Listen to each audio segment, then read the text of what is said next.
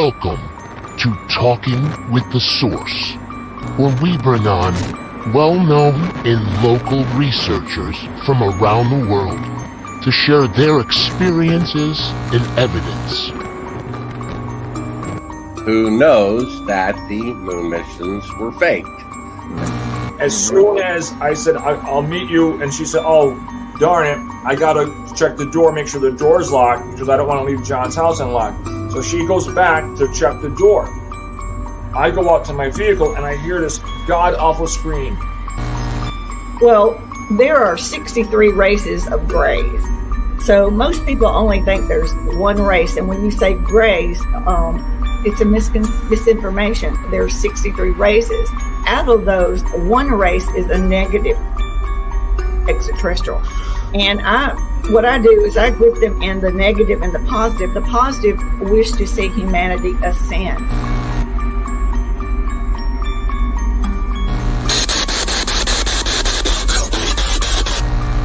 What is your name? My name is Anthony.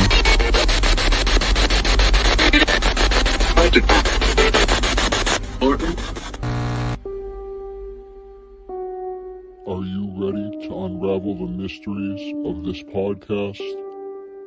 Join us only on Talking with the Source, live every Sunday at 3 p.m. Eastern Standard Time and on all podcast listening platforms.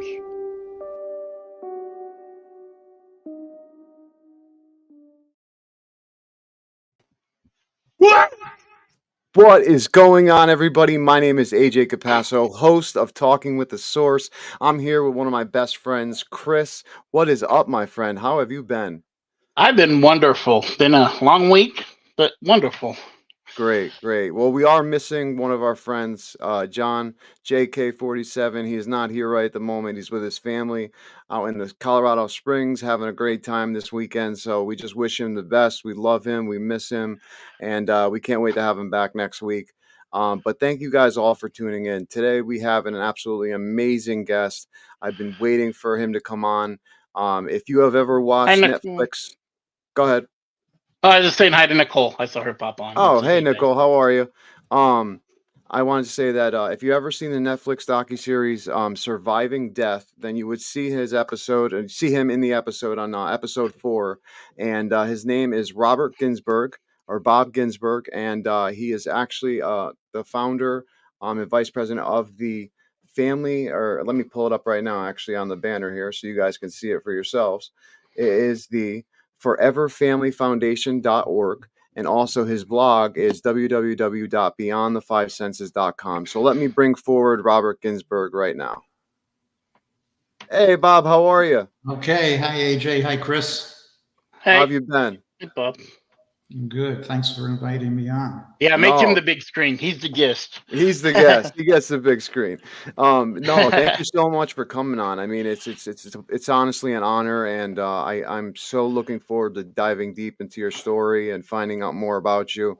Obviously, we got to learn a little bit about you on the docuseries, but I wanted to find out a little bit more. I wanted to first give you my condolences. I know that there was a loss that you had that came before this and everything that was in your description that you sent me and stuff. So I wanted to just give you the condolences of the loss, and give us, the prayers to your family and you.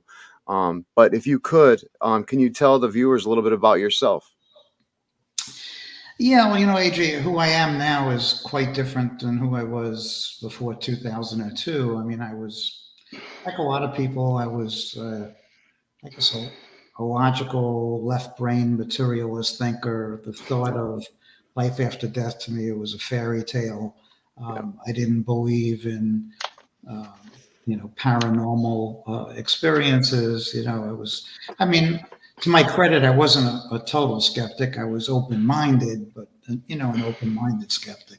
Yeah. And then, like many people, after you suffer a tragedy, it's like a catalyst to exploration, because you're searching for some meaning or, a purpose or answers. And that's what happened with me. I had on the morning of September 1st, 2002, my wife like sat up in bed at 3 o'clock in the morning, like shaking and trembling. And I said, "What's the matter?" And she couldn't even talk. I said, "What's the matter?" And finally she said, "Something horrible is going to happen today." And I said, "Well, do you have any details? What does that mean?" And she said, "I can't tell you, but our lives are going to be changed forever today." And even though I didn't really so-called believe in this stuff, like Yeah. of experiences or visions or whatever, there were many times in our lives together where she had similar experiences. They were all good things, but they all played out exactly the way she said they were going to. Wow. So logic told me that if she was right then, she could be right now. And so I did what most parents would do. I took tabs on my 3 children throughout the day. One was already back at college. My oldest one, I was going to drive back the next day. And my youngest daughter was working one last day at a part-time job before high school started again. And to make a long story short, I let my guard down at the end of the day. I let this experience like fade from my awareness. So 4 of us were in a restaurant together. I let my son and my daughter take one car home, and I said to get ready for school the next day.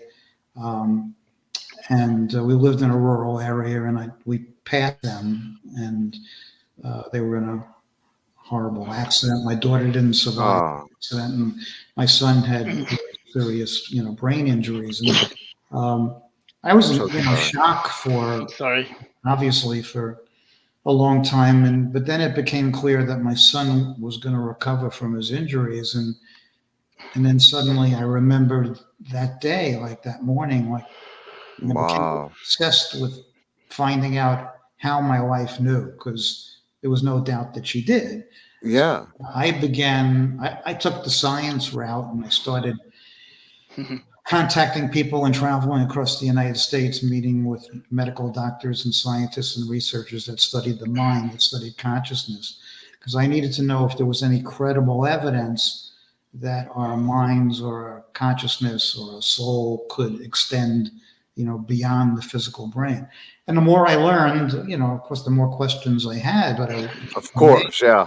And I just couldn't believe that the mainstream wasn't aware, of all that evidence. And one thing led to another, and it's fast forward, 22 years, and we started Forever Family Foundation in 2003, and it's grown to 15,000 members, and there are just so many people that are interested in these things, and it's not only the majority are probably people that have lost loved ones, but now the people my age, the baby boomers, are starting to question their own mortality for the first time, because we're getting closer. Like, is there anything to it? Is it just wishful thinking? So the curious are starting to join to learn. Yeah, absolutely.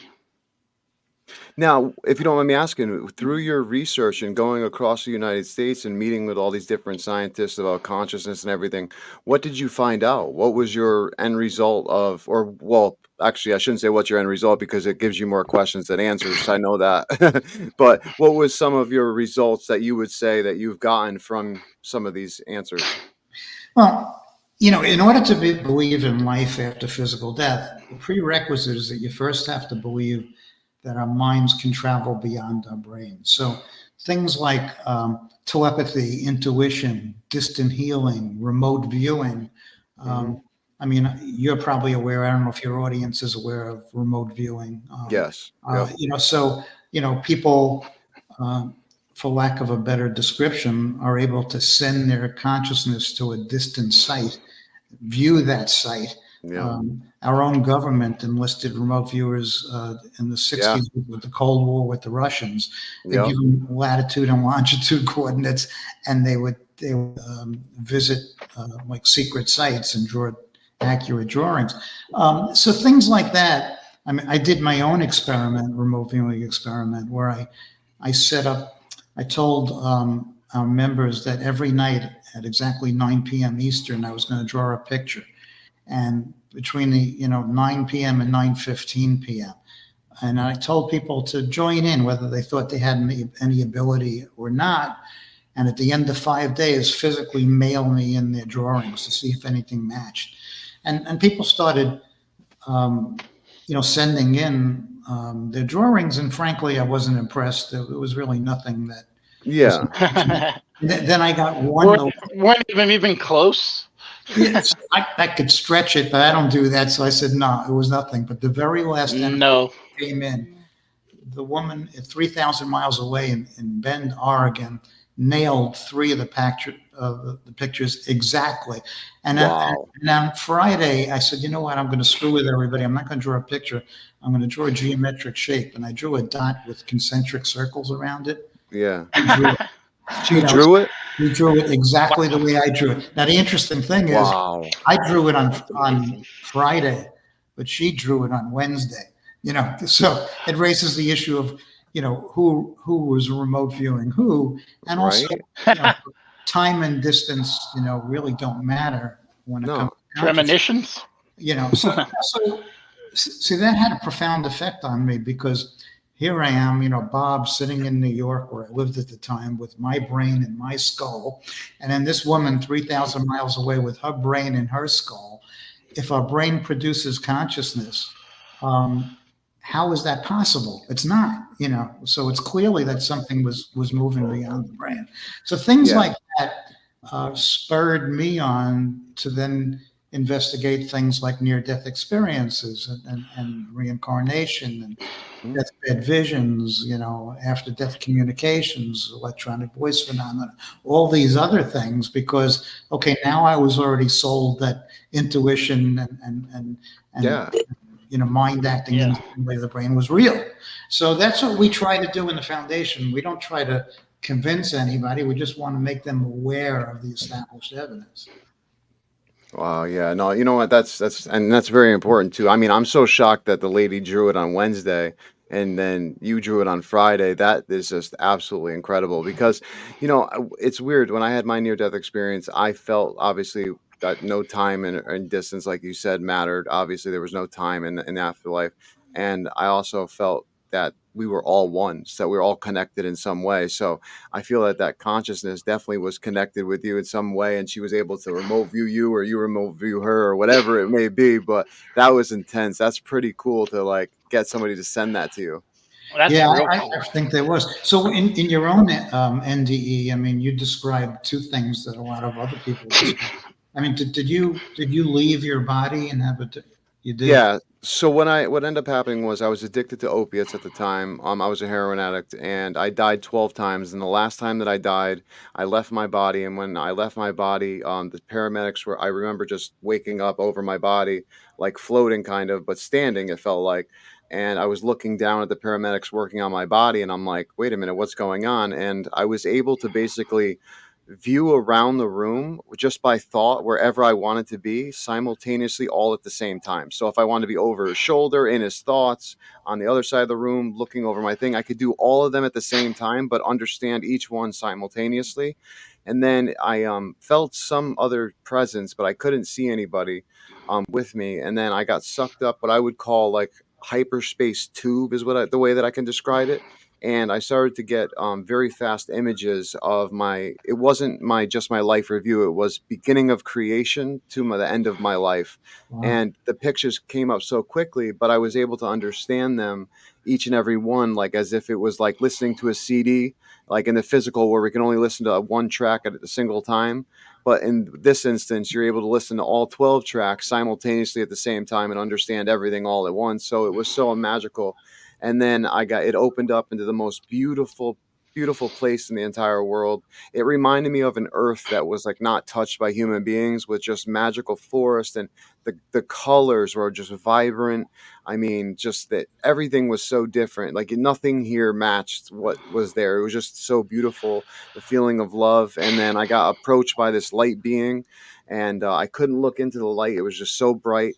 And I heard telepathically a deep voice say to me, you're here again. It's not your time. It's time for you to leave. And before I can ask anything, it was just boom. I was sucked back down this hyperspace tube. And that was when the paramedics hit me with the paddles. And I literally sat up and I was screaming, where am I? Where am I? And they were trying to lay me down, and I told them what they were talking about, and then they shut up. They were all scared, but they were like, "Oh no, it's just the drugs. Like, just calm down." And they tried to play it off, obviously, but it scared the daylights out of me. And I from that point on, it ended up helping me save my life from drugs and all that kind of stuff, and led me down this path of paranormal research. So, but yeah, it was a very, very crazy experience that I'll never forget. Yeah, wow. You really had a classic NDE with so many of the common components. Yeah. I mean that's like textbook, but I Yeah. could just imagine. So that the near death experience was the first thing that I studied, and it was so compelling in terms of being evidential, because in a near-death experience, you meet every definition that medical science has for death. I mean, you have no brain waves, you have no heartbeat, you have no respiration, you have no reflexes. So medical science is you're dead. And then what do you experience? Clear and logical thinking. Many Clear. people describe, clearer than when I'm now. Yeah. So how is that possible? How do you, exactly. And how it's possible is because your consciousness was shed of the restrictive, dense physical body. So to me, that was the first step. I think it's still amazingly evidential of the things we're talking about. You know what's weird? Sorry, Chris, hold on one second. You just said something that made me think of something about what made me feel like was that my consciousness merged back into another part of my consciousness to make me fuller, is what it made it feel, to make me, if that's how the clearer thinking felt like, then how I feel now. I felt like there was more of me when I was out of the body than when I was in, if that kind of makes sense, like the consciousness part. Yeah, definitely. We're one fragment of a greater part. Yeah. Some people are spiritual. People would say, well, there's an oversoul. But, a question that we get a lot when you study reincarnation is, especially people that have lost loved ones, they say, well, I don't want my loved one to reincarnate because that means I'll never be able to communicate with them again. Yeah. That's not the way it works, because with a component of many, many different fragments that you can communicate, with simultaneously, I mean, there have been cases of people, they're in the ambulance, being transported to the hospital in an emergency. They're having an NDE. They're at the roof of the ambulance looking down at their body, as you described. But at the same time, they see the family that's already gathered at the emergency room, at the hospital. So that you could just be many places at once, as you described. Yeah. It's absolutely shocking. Go ahead, Chris. No, that's exactly what I was going to say. Is like, to me, I've never had a near death, but it always seems like those that have always say they can go above and connect with like everything. And I don't know how to describe what I want to go from there, but yeah. Like, I'm big into science myself, and I try to, like, with my paranormal research, I try not to do what I call the folklore stuff, or bringing up biblical stuff, or bringing up, sacred text type stuff like that. I try to look at it in a scientific view, like quantum mechanics or quantum physics, stuff like that, where we're learning about, frequency, vibration, on electricity, all that type of stuff, that we're energy, all that type of stuff, just like Nikola Tesla said. And, it's just, I'm learning more and more, and it's so true. It really is, that there is this source of energy that we are all connected to, that we are all one part of, I believe, from my experience that I had. And, that whatever spirit or whatever light being that I saw, I believe that was the source of energy that we come from, is what it felt like. Because it felt like it felt like I was at home, and it felt like I didn't want to leave. And this, being felt like something that I knew, something that was familiar to me, but I obviously couldn't see the form of it. It was just energy. It was so, it's weird to think about. Yeah. When I first started this work, I always thought that, science and spirituality were, the two were diverse and mutually exclusive. And, but over the years, I've talked to many physicists. And if I close my eyes, I could swear that I'm talking to a spiritualist, because essentially about the same thing. A single point of light, a Big Bang, we're all connected, quantum entanglement. It's the same thing, we're using different terms. Yeah, exactly. Absolutely, You know, it's funny because I do a lot of spirit communication work, and the spirits come through, and I, you know, I talk to what they call themselves as my guides, and I talk to them, and I ask them, well, does it matter what we call you, like guardian angels, angels, whatever? And they say, no, it doesn't matter what you call us. It doesn't matter to us what it is. You know, we are just energy. We're here to assist you in your life path and your journey of whatever this may be. And I found that so fascinating when it came through the box, because it was like it made complete sense. Like, you know, we have all these different religions that have all different types of names for, say, demons or angels and all this type of stuff. And, you know, what, it doesn't matter what we call it, it all really is the same kind of conscious energy that wherever it comes from, you know. But I mean, from your research, what have you found, like, for yourself? I mean, have you found any significant things that have lined up in patterns, like synchronicities, that you said, like, this is probably a definite answer for this? Or have you still been led to just more questions? Yeah, well, we're interested on how all these things affect one's grief, and Yeah. we 'cause that's the most helpful thing that we do. And we hold these 4 grief retreats in the United States per year, one of which was shown on that Netflix series that you mentioned. But um, having a profound personal experience, and it doesn't have to be a full blown near death experience. It could be a very evidential reading with a medium. It could be a dream visitation. It could be, many different non physical experiences can sort of flip the way you think about death. Yeah. And there have been many scientific studies that have been published in peer reviewed journals that study grief, and they all indicate that those who believe in life after death do better in their grief than those who don't. And that makes sense, right? Because It what does. would give you any more hope or comfort than the knowledge that your loved one still exists in some form?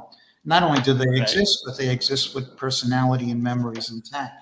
So now, we try to, we've observed that over the years. And some people like me and probably like you, I took the science end of it because things were happening all around me.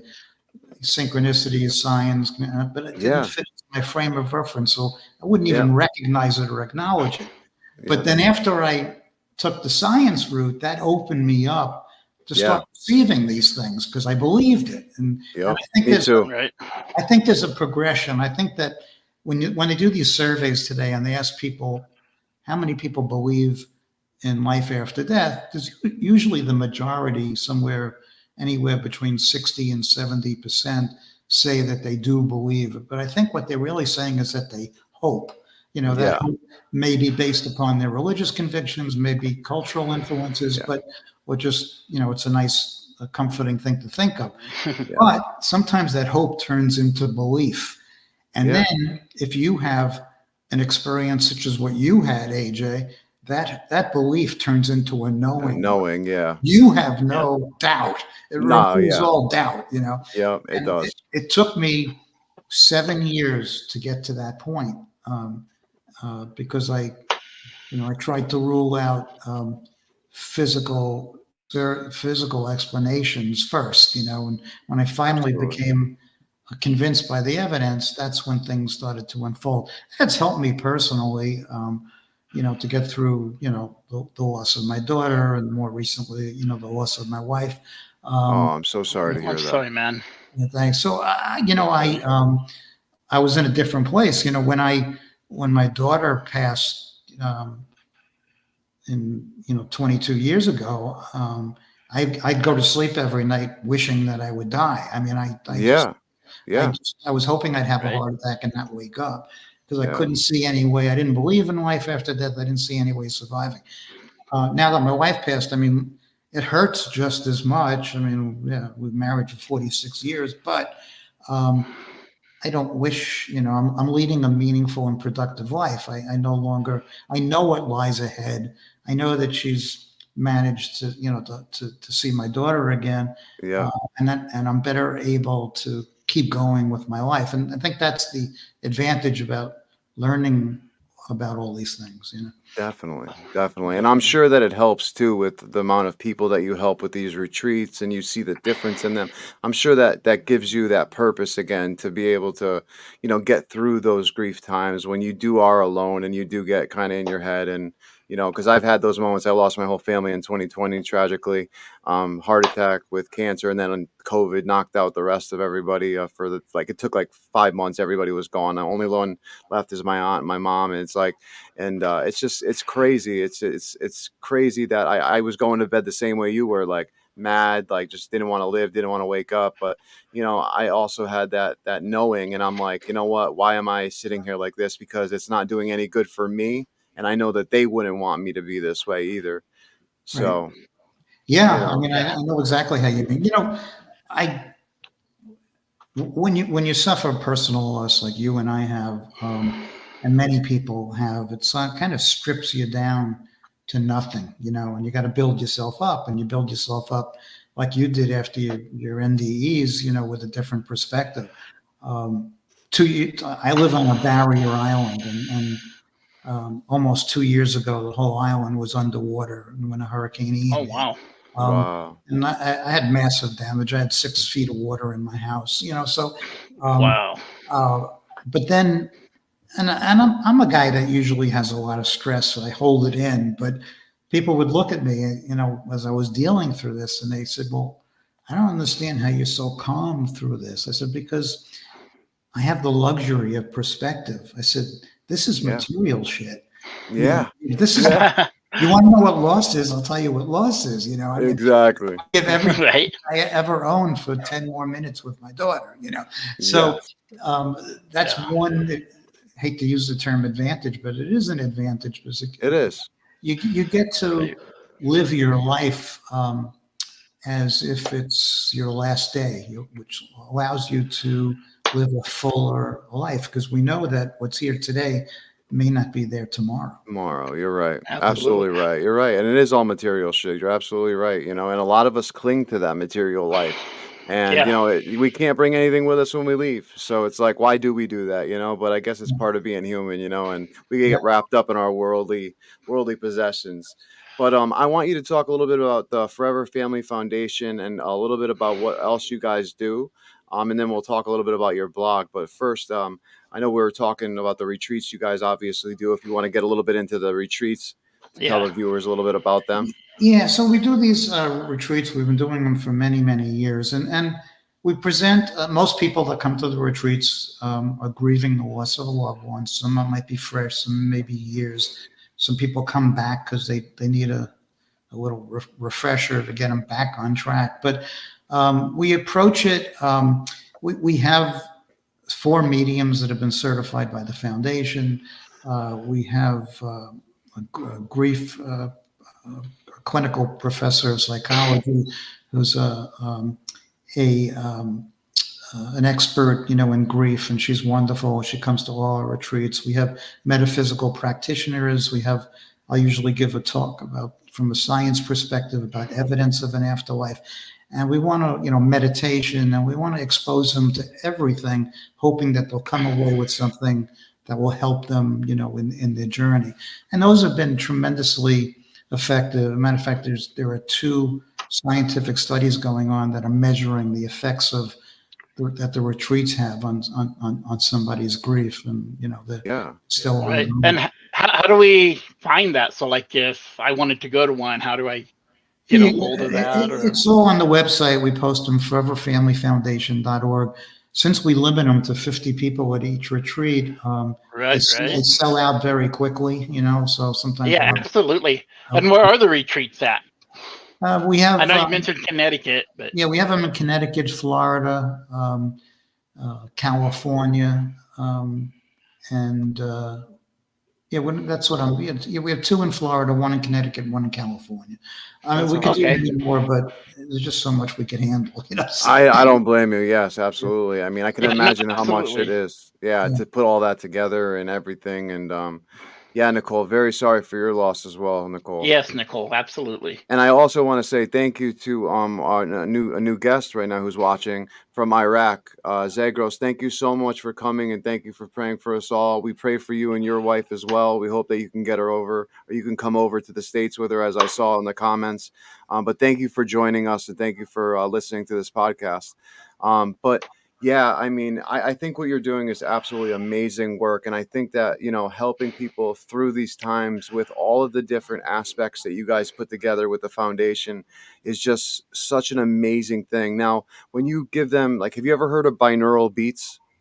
Yeah. As a matter of fact, this was many years ago, but the director of the Monroe Institute at the time Yep. came to one of our conferences, and actually we had these huge speakers, and he demonstrated the binaural beats for the whole, the Yeah. whole crowd. That's That's amazing. awesome. Yeah, yeah. So that could That is be. cool. We want to teach people that they can tap into these non-physical sources on their own. They don't necessarily need a medium to do it for them. Yes. Yeah. So we're treating them different issues. You might find this interesting, but I once did a survey where I asked people, given the choice, would you rather communicate with your deceased loved one directly or through the services of a medium? Now, when I devised that question, I was positive that most people would say, I would rather, get information with them directly. Isn't that what you would think? Yeah, that's what I would think. Yeah. Yeah. But it was the opposite, right? It was the opposite. And then, so that started me to thinking, like, why? So I started asking questions.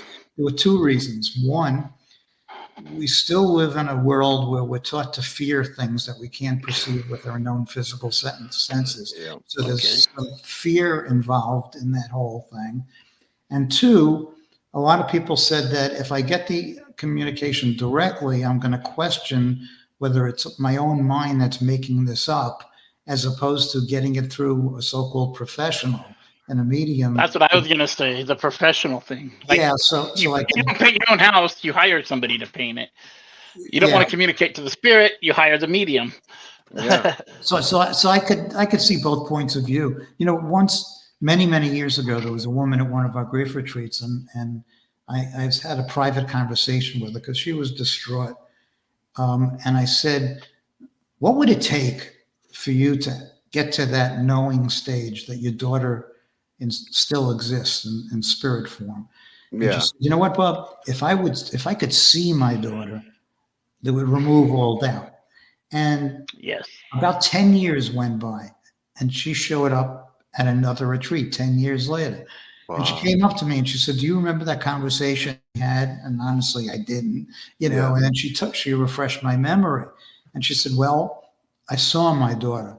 She said, I woke up and my daughter was standing at the foot of the bed and I could see her, clearly. And I said, what happened? And she said, it scared the crap out of me and I screamed. And then my daughter disappeared. And I'm like, my God, like, what a shame. Your daughter figures out how to harness energy and manifest form to visit you. And you scare her away. She came out. Yeah. I didn't put it that way, but no, but that's right. That's what I'm thinking, because that's what society does to us in the media and films and yes. fear it instead of embrace it. It's the same way that children. It's uncanny how many children have these abilities, because it's amazing. They haven't been taught that it's not right. Yeah. And parents, they don't know how to handle it. And very often they take their kid to a psychologist who all too often gives them medication, instead of embracing and having a conversation with them about what they saw as if it is something natural, because it is. So it's a shame. And we're trying to open up minds and getting people to share their experiences, because once they talk about things, it becomes more and more acceptable in the mainstream, and people don't have that fear of being labeled or judged by discussing it. Yeah, absolutely. That is, that's absolutely amazing. And Going back to what I was saying about the binaural beats, I was going to ask if you guys ever use that in your meditation sessions, like after the Monroe Institute person came to your thing. Have you ever used that in any of your meditations? My wife and I, tried it a few times. We haven't done it other than that one time at the retreat. And I'm such a poor meditator, AJ. I got to tell you, my chatter Yeah. just never stops. So Oh yeah, me too. I didn't get a lot, out of it, but there are many people that do, and I'm for it because it gets your mind in that altered state of consciousness, and that's when communication takes place. Yeah.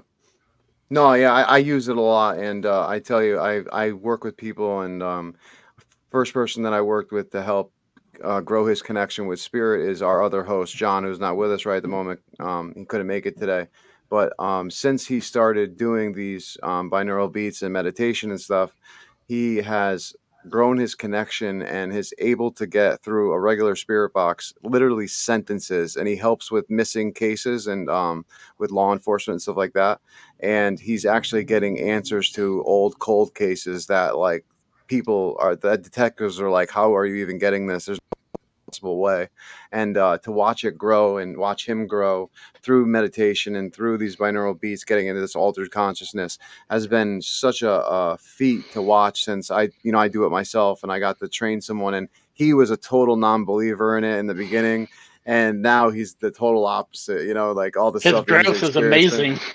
Yeah, it's absolutely truly amazing. So I think there definitely is a lot to it, and like I said, going back to everything with quantum physics and mechanics and stuff, how the frequency, vibration, and energy is like what Nikola Tesla said, is the three things. If you could figure those things out, or you would find out the secrets of the universe, and I believe that to be really true, really true. And all that lined up. We kind of discover all sorts of modalities that we tell people about. I don't know if you've ever heard of induced after-death communication. There's a psychologist, Dr. Alan Botkin. He used to work with war veterans that had PTSD, and he would use EMDR, which is a form of, as of brain entrainment. And it's now become a very acceptable mainstream, type of therapy. But by accident, treating one of his patients, he didn't do it intentionally, but he added a few different eye movement exercises.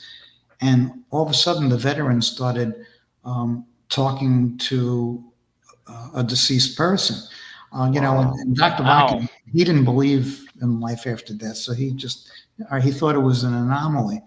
But it was so compelling that he replicated what he did by mistake with another patient, and that patient was talking to the deceased person. Wow! Yeah. He tried it after he did it 3 times. He gave the procedure to several of his colleagues to get independent verification. And they tried it, and they were getting the same results.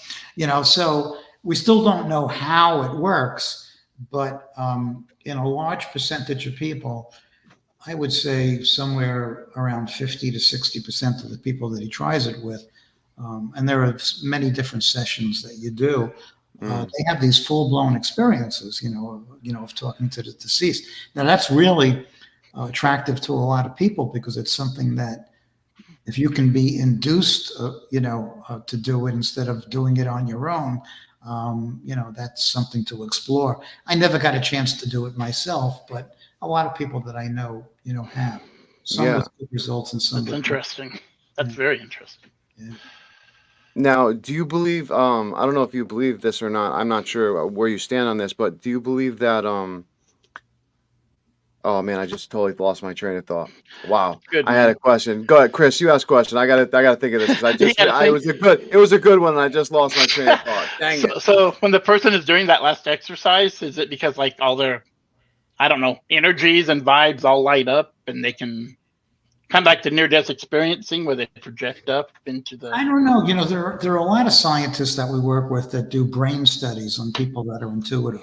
They hook them up to EEGs, and when they do MRI imaging, and they look for areas in the brain that light up or go dark when somebody's engaged in these type of intuitive experiences, whether it be spirit communication or psychic exercises. And there are definitely patterns, and it's cool because if we can isolate the mechanism by which this happens, and we might be able, as a people, to be able to communicate. So like one part of the brain works when you're talking to spirit or whatever, then, or source. Certain parts. Okay, cool. We all have, when I say we, all human beings, I've never thought of that. And plants and animals have this substance called DMT, in a pineal glands, in our brains. It is psychoactive active substance. And I've interviewed several people, such as Dr. Rick Strassman, who wrote the book, The DMT Molecule. Oh, wow. Yeah, and it started to dawn on me during our conversation. Everything has a purpose, right?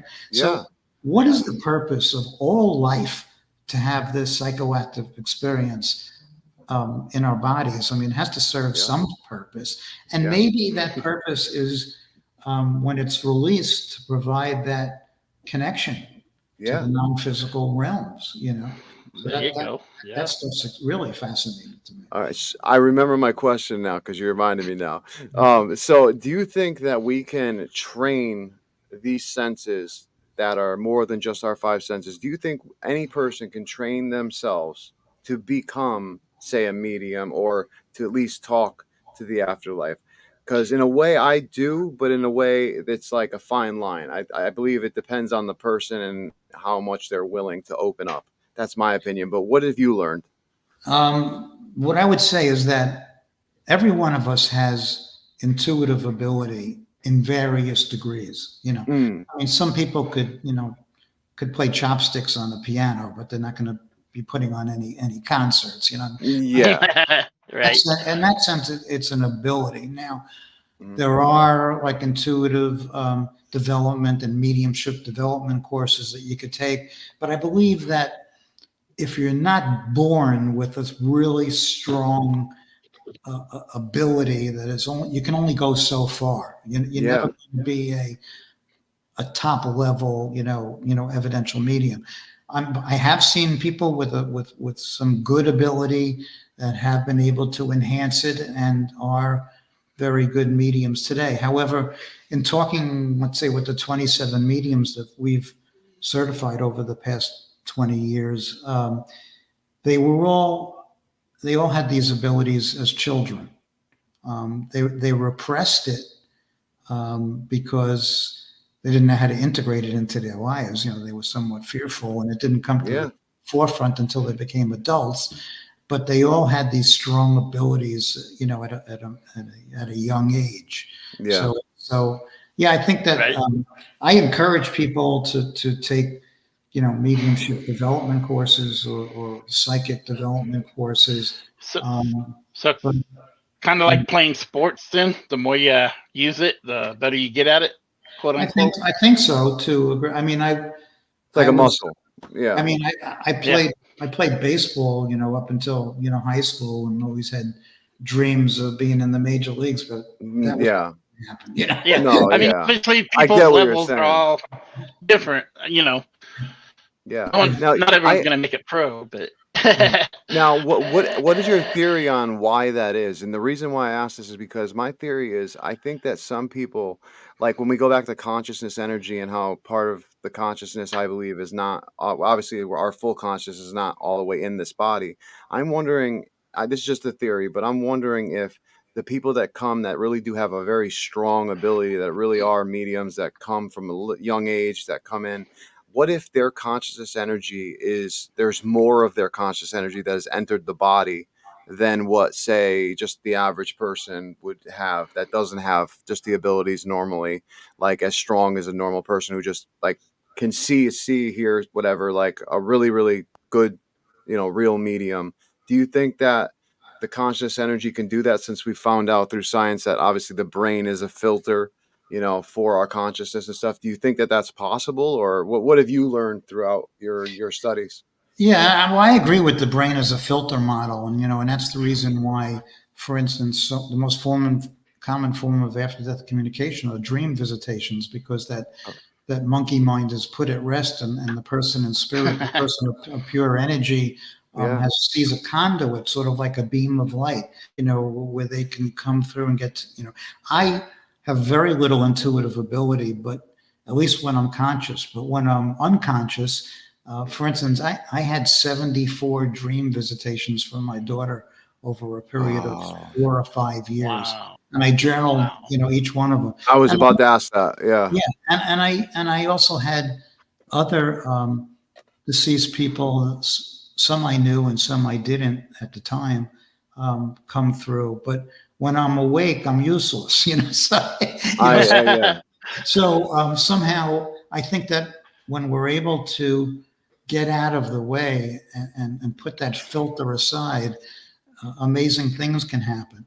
Also, sometimes, as you probably know, somebody in spirit may be trying to get through a message through to me while I'm awake, and they just can't do it.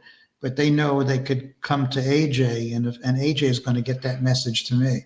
They see channels and pathways that we don't, and we see that all the time. We even see that with EVP. There are people that get these voices. It's happened to me personally that I didn't understand, the message or who that could be, but I later found out it was for somebody else that I knew. Wow. That's Yeah. amazing. No, you're right. You're absolutely right. Yeah. That's crazy. So we're using telegraph, and they're using cell phones, basically. Yeah. Right. No, that's absolutely wild. I love the way that you study everything with the science and everything like that. Now, have you got into astral projection and stuff like that with, like, say, how the Monroe Institute? Have you studied stuff like that as well? Yeah, I mean, and that's nothing new. There've been books written about that. Yeah. Going back, over 100 years of people, leaving their body. We know that, out-of-body experiences are usually a component of near-death experiences, but a lot of people, as you said, can do astral projection and leave their body when they're not, close to death. There's a famous researcher named Charles Tart. He used to do dream studies, and he used to hook people up to EEGs while they're dreaming and monitor them. And what he did in one case, the woman was dreaming, but before she went to sleep, he told her that he had like a 9-foot tall bookcase in the office, and he wrote a 5-digit number, a random 5-digit number on a piece of paper, and then put it on the top of the bookcase. She was lying on a bed, and he asked her, since she seemed to be able to leave her body at will, to rise up and see the number. And much to his great amazement, she did. A random 5-digit number, because she said she was above the ceiling and she looked down. So I don't know how it happens, but it does. Yeah. It's crazy you said that, because there's a doctor that I saw on the news that is actually doing studies right now where if he's had cardiac arrest patients that have left their body that have they float above. So what he does during, like, certain procedures is he'll put on a stand, a pan, and then put a picture that's above where nobody could see it. So if the person does leave their body, if they see that image, That's and then amazing. he's been getting people to actually come back and tell them the image. I find that so fascinating. So there's got to be so much more to life than we even can imagine. His name is Sam Parnia, and he works out of Stony Brook University, and he does this. It was like a 3-year study. Mixed results, but there were people that are able to do it. So I mean, these are traditionally trained medical doctors. People of science that are just going where the evidence leads. And they're very brave. We have a lot of them on our board. These medical doctors, because these are things that they had to do for many years in secret. Because for fear of ruining their academic and medical careers. Yeah. I mean, just like the neurologist that was on the docuseries with you, I think he was I believe, a neurologist or a neurochemist. He was on, then he passed away and had that Yeah. near-death experience. That was fascinating to see him come back and be a not believer at all, and then all of a sudden come back and like write down things and everything. I mean, it was fascinating to see. But what I wanted to ask you was, have you noticed anything in your research about people who come back, that they end up coming back with certain abilities? Because I've noticed for myself, when I came back, I've been able to feel, see, and hear spirit, or energy, I should say, very easily. Like, I'm very sensitive to energy. I can walk into a room and I can tell you what everybody's feeling. It's the weirdest thing. Yeah. And I mean, have you had that happen in your studies? Absolutely. It's a core component that many NDEers report. They come back with greatly enhanced intuitive abilities, Yeah. much as you Yep. described. It happens a great percentage of the time. I don't know why. Maybe it's because you've already been in that realm of thought. Yeah. That's what I was gonna say, and that's what I said last week too, AJ. Is I think Yeah. they break that veil or that realm, and so now their mind's free. They no longer have that door to kick down every time they want to reach out or feel, and it might just be automatic for some people, like it is for you. Yeah.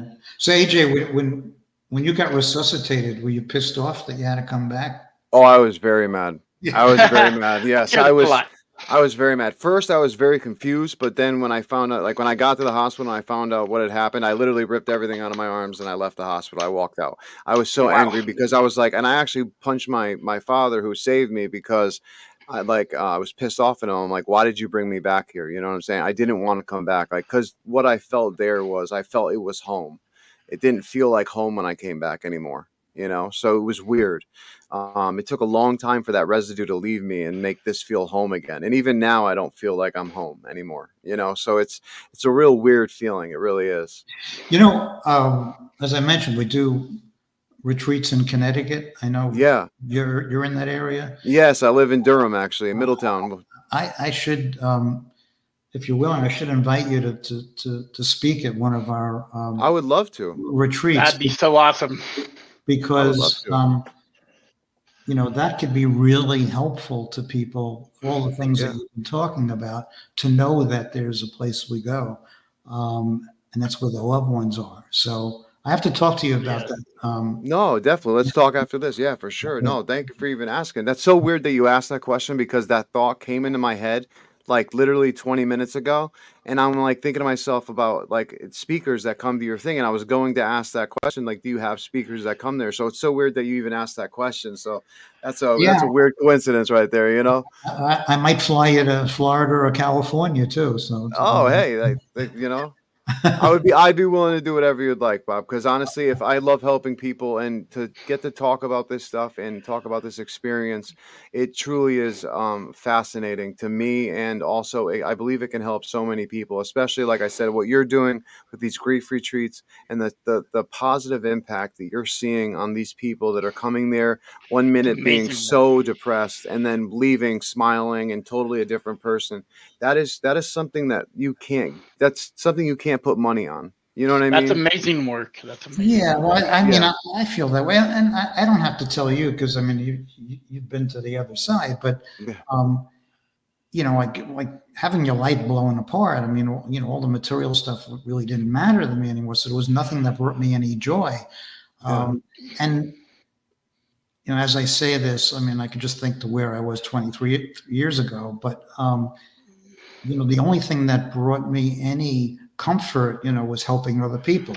And I used to like, yeah, when people said that, me too. But it was really true. It's the only thing that is really for my own benefit, because it made me feel better, but that's how our lives change, So we're absolutely. I think that we live under this false impression, this false illusion of permanence. We think that everything's going to be here, tomorrow. And that's caustic to our lives, because we'll do that tomorrow. We'll do this some other time. I'll help this person, then I'll say this to them, that, but That's why I I encourage. loved you then. Yeah, I mean, say it now, because That's yeah. You never know. I tell you what, Bob, since I came back, that's one thing that I do. I tell every single one of my friends before we hang up off the phone or anything, every single person, I tell them I love them, because when I lost my father in 2020, I got the chance, luckily, to talk to him 2 minutes before he passed away. He called me up and told me he loved me nonstop, and I didn't understand why he was doing it. And it was a very weird thing of him to do that, because he wasn't really that type of person. And then 2 minutes later, they found him clenching the phone to his chest, and he ended up passing away. And unfortunately, when they saved him, it was too late. I had to take him off life support because he was brain dead, unfortunately. But he had a heart attack, and we lost him. But I tell you, I was lucky that I got to say I love you to him. So now I make sure that, since my experiences, I make sure to always tell everybody that it's important that you let the people know that you love them, and spend as much time as you can with the ones you love, because tomorrow is not promised. Yeah, Exactly. the only good thing is that you really have a second chance, because love and compassion are the conduits by which communication takes place. Really, that's what I think. Yeah. So yeah. I mean, if you had that love bond, even if you didn't get a chance to express it, it still exists. Oh, 100%. Absolutely. And it's tangible. Definitely.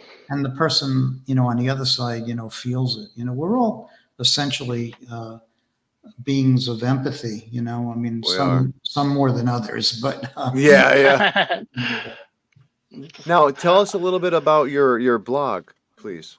Well, I mean, the blog, I just use it so my head doesn't explode, and it's not connected to the foundation, but all the thoughts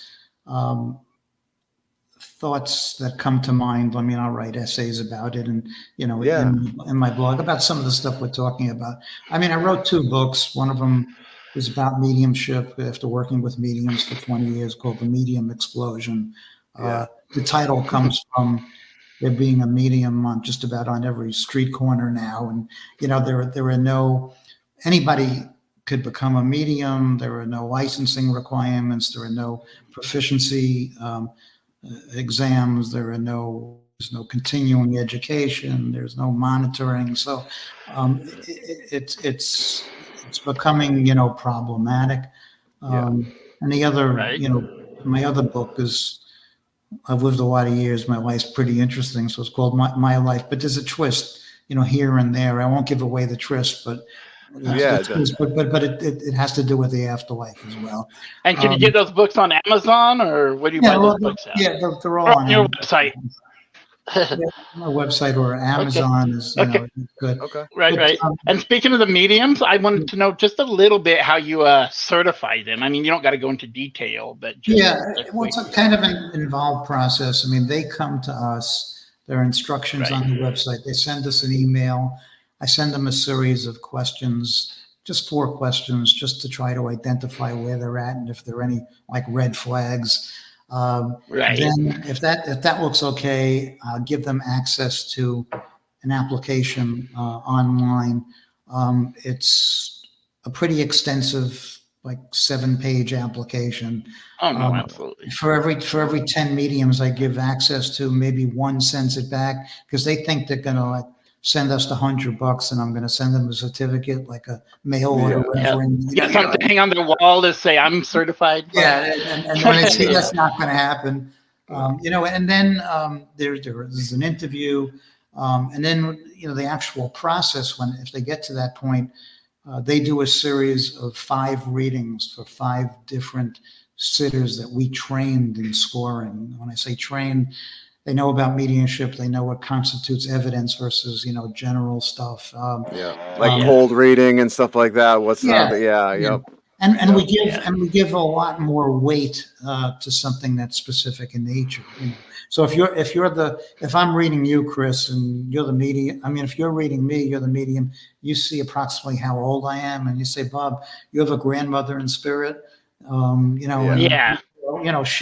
be 120. Yeah. But if you say to me, I have your grandmother Rebecca here, and my grandmother's name was Rebecca, and that you couldn't have researched any place, I think Right. you'd agree that should be given more weight than just saying I have a grandmother in spirit. So She used to make pork sandwich every Sunday afternoon, yeah, right, whatever. right. Yeah. So, and then we have 5 different scoring methods, and they have to meet the minimum guidelines in each of the 5.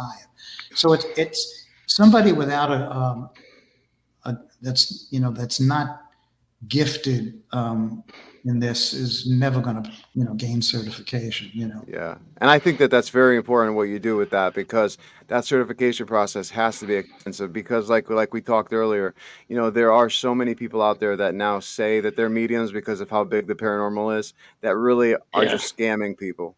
And it's sad that I see this. They learn these tricks of cold readings, and then people get tricked, and then they end up paying $300, $400 for a medium. And the medium that I work with, she does everything for free, because she says that she doesn't believe that spirit would like the fact of her charging somebody, even though her husband's like, we should make a business out of this. She was like, no, I do this for spirit only. I will not do this for money. I do this for family, for grief. The spirit told me this is what to do. And that was one of the reasons why I started working with her. So what I did, I put her through a test date like you did. I picked 4 random people online, and one of them hidden inside of it was one of my cousins. And I didn't tell her anything but the first name and what time she had to log into the StreamYard. And then they would meet. She would just know the first name, that's it. And then all of a sudden she'd do a reading. And she left all 4 people, even my cousin, in tears. And I was so shocked about it, because she hit on every single thing with these people. And they actually came to me and they were like, there's no way she could have known that. You told her stuff about us. I'm like, I don't even That's know amazing. you. I don't even know you. How could I tell her, Yeah.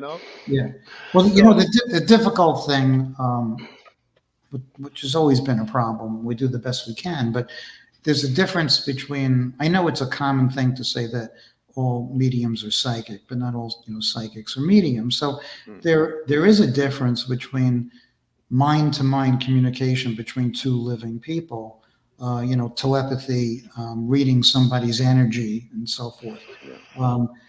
And mediumship is telepathy, except that one person no longer has a physical body, but they still have a mind. So I realize that mediumship is still telepathy. But there are people that are very, very good at telling you things that have happened to you in your own life. Yeah. But they're really not so good at communicating with a discarnate source. So in other words, like what I train my sitters, I say, look, let's say if the medium comes to you and says, he's not talking about anybody in spirit, but says that, hey, I see that you just painted your bedroom pink. And let's say you just did paint your bedroom pink. I mean, that's an amazing piece of information. Yeah. It doesn't show that we survive physical death, because exactly. When spirit is giving you that. On the other hand, if you're bringing through my deceased mom and you give me all this evidence about mom, and you say, Bob, by the way, mom's telling me that she likes that you just painted your bedroom, pink. Well, that's mediumistic, because you've already established the evidence. So in other words, psychic information has to be, for our purposes, has to be tied to a source. That's giving information. Absolutely. No, absolutely. Totally. I totally agree with that. That is totally fascinating. I mean, I love the work you're doing, Bob, and I look forward to speaking with you after this. That's thank absolutely you. amazing. Yeah, thank you so much for coming on. I would love to have you on again and talk more about this, if you don't mind. Yeah, sure, anytime. It was my pleasure being here. Yeah, thank you so Thank much. you very much. So if you want to just wait in back for a sec, I definitely want to talk to you for sure. So, okay. But thank you so much, Bob, for coming on. Everybody, thank you so much, and I will see you in a minute. Thanks, Bob. Thanks, Bob. Wow, man, I tell you, that was amazing, dude. Such an amazing episode. I wanted to keep going too, and I'm like, I was like, I didn't want to take too much of his time out of his hands. I know we normally go for an hour, so I can't believe the hour came so quick, though.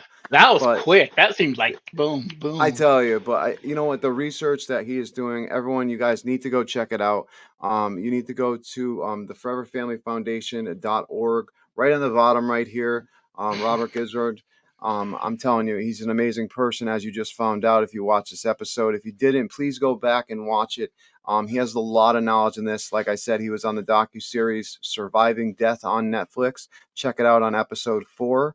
And he does these amazing grief retreats in Connecticut, Florida, and California, which he spoke about on this episode. If you didn't get a chance to see it, definitely go back and check out it. And also follow us on Spotify and all the major podcast listening platforms. And everybody, thank you so much for tuning in and commenting Thank in you. this and everything. But It was Chris, man, amazing. what did you think, man? I mean, it was just amazing. It was just helping people and Yeah. grief, just everything. It's just, my mind's just like right now. No, It's I just know. an You know, amazing source, it, and even hearing your story about your near death, even I hadn't heard that ever, and so that was amazing. it's funny because I try not to talk about my near death stuff on this show because I like to Right. let our guests, it's about our guest, and but I love to share it when I can when somebody asks me about it, because in the beginning I never wanted to talk about it because I felt like I was crazy. I really did. Yeah, And I was like, no. because people look at you like you're crazy back in the day when you talked Yep. about paranormal stuff. Oh, So I was absolutely. always scared I was going to get locked up in a mental institution if I started talking about it, Right. But when I finally, felt comfortable enough and I started to actually talk about it with everybody, the way that it helped people, like what Bob is doing, is absolutely amazing.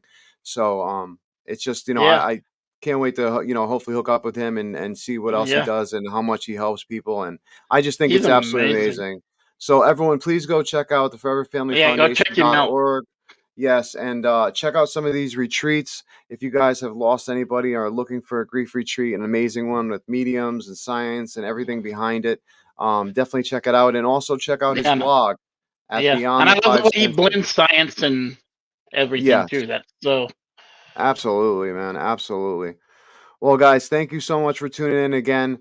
I'm AJ Capasso, host of Talking with the Source. I'm here with my other host, Sir Chris. What's good, brother? Everyone, have a I'm great great. night. Thank you for tuning in. Spirit fingers. Spirit fingers.